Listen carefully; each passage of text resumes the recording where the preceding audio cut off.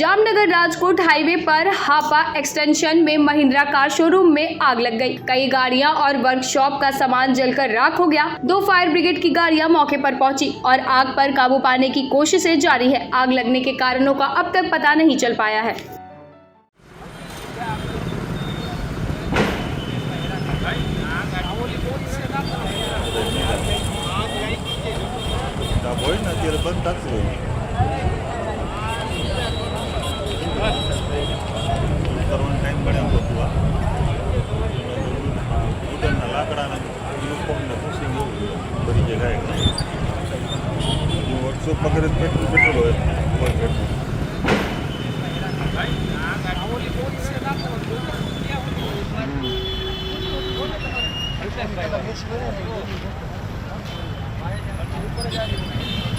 Jamnagar Mahindra showroom हापा आग बबू